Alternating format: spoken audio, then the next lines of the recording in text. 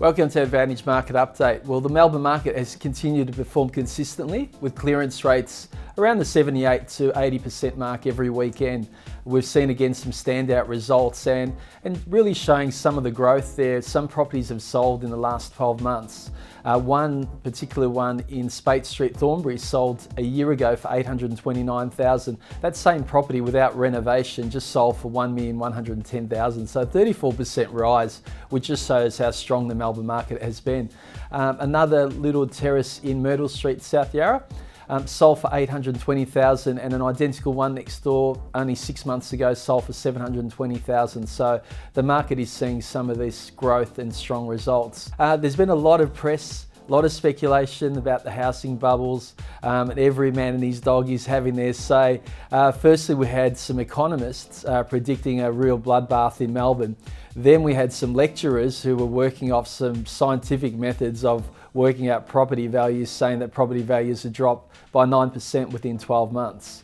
Now, thirdly, we've had the head of Barclays Bank from the UK predicting Melbourne prices are overpriced by 12% and will come back that. So no property experts are coming out and making these predictions. So it's interesting that it's non-property people. My opinion is that Melbourne will keep performing solidly unless the fundamentals change, and we're going to see some pretty strong growth in the housing market. I think the apartment market will be a bit patchy, and the reason for that is the fundamentals. Melbourne is the world's most livable city. Our unemployment rate has dropped from 6.9% a year ago now to 6%.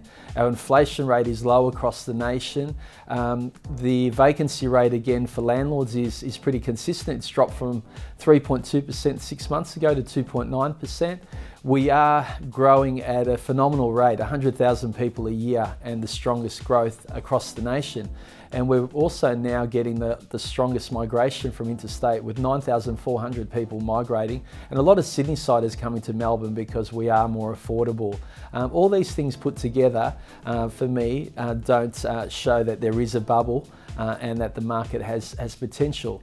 But buyers need to be careful because the apartment market is patchy. There's 25,000 new apartments being built. A lot of them are in the CBD and surrounds, and a lot of them are small 2-bedroom apartments around 50 square metres. And I really think they need to make sure that we have some basic specifications and minimum standards like they do in Sydney, where the 2-bedroom apartments have to be a minimal size of 70 square metres. Now, group blocks purchases continue to be very, very successful. We've had some great results, and we just purchased some blocks in some of our hotspot areas, Dandenong, and a few in Reservoir.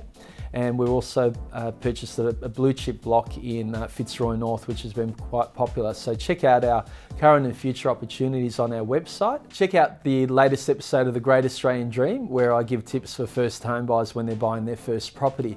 Also visit our website for information about our Buyers Advocate, Sellers Advocate, Property Management and Owners Corporation services. Until next month, look forward to seeing you then.